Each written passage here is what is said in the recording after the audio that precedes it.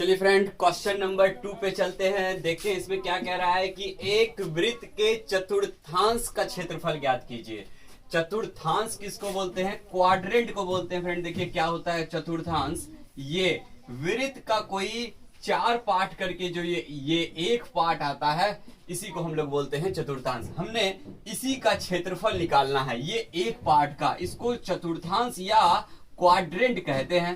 तो इसके लिए चलिए ये तो क्षेत्रफल निकालना है, ये तो समझ में आ गया। लेकिन तो क्षेत्रफल निकालने के लिए फॉर्मूला होता है 1/4 पाई आर स्क्वायर। इस पे भी पुट कर सकते हैं, या फिर हम लोग एक फॉर्मूला पाई आर स्क्वायर θ/360 भी पुट कर सकते हैं। वहां पे हम लोगों को θ = 90 डिग्री प्रूफ पुट करना पड़ेगा। तो चलिए ये आसान फॉर्मूला है ऊपर वाला, उसी पे चलते हैं, देखते हैं कैसे निकलेगा।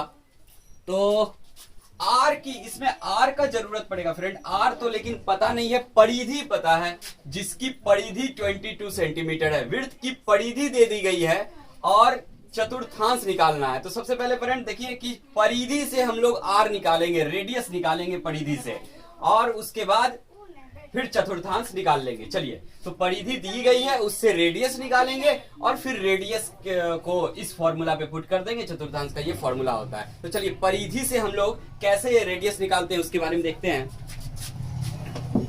चलिए, इसकी चूंकि आर तो दी नहीं है, तो हम लोगों ने मानना पड़ेगा कि जो वृत्त है, तो वृत्त की त्रिज्या क्या होगी? आर होगी। सपोज मान लेते हैं ये वृत्त की त्रिज्या है कितनी? आर है, ठीक है। तो यहाँ पे फ्रेंड लिखते हैं हम लोग, माना कि वृत्त की त्रिज्या कितनी है? आर है। चलिए आर, और हम लोग तब इसकी परिधि क्या होगी? तब वृत्त की परिधि क्या होगी फ्रेंड? 2 पाई आर होगी, ठीक है। लेकिन परिधि तो कितनी दी गई है? 22 सेंटीमीटर दी गई है, ठीक है। तो देखिए, परंतु क्या दी गई है? वृत्त की परिधि कितना? 22 सेंटीमीटर दी गई है, ठीक है फ्रेंड। पहले मान लेंगे वृत्त की त्रिज्या कितनी? आर है, तो अपने अनुसार फिर अगर आर त्रिज्या है तो इसकी परिधि क्या आएगी? 2 पाई आर आएगी। लेकिन परंतु क्वेश्चन में तो दिया गया है कि परिधि क्या है? 22 है। दोनों ही परिधि है, ये फॉर्मूला के अनुसार और ये क्वेश्चन के अनुसार, तो दोनों परिधि को हम लोग बराबर कर सकते हैं। इसलिए 2 पाई आर इक्वल टू कितना हो जाएगा? 22 सेंटीमीटर। चलिए, तो हम लोगों ने आर निकालना है, तो आर इक्वल टू क्या होगा? 22 को इधर 2 पाई लाके डिवाइड कर देंगे। चलिए, तो आर इज इक्वल टू क्या हो गया?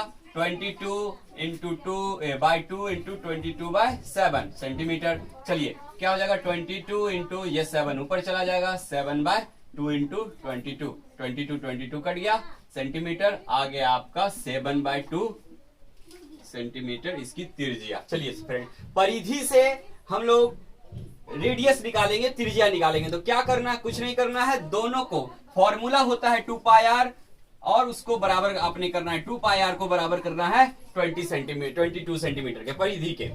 तो आर से आ गया 7/2। अब हम लोगों ने चतुर्थांश का क्षेत्रफल का फॉर्मूला पे पुट करके निकाल लेंगे। चलिए इसको देखते हैं। अब आते हैं वृत्त के चतुर्थांश का क्षेत्रफल। वृत्त के चतुर्थांश का क्षेत्रफल, चलिए क्या होता है फ्रेंड? 1/4 pi are square.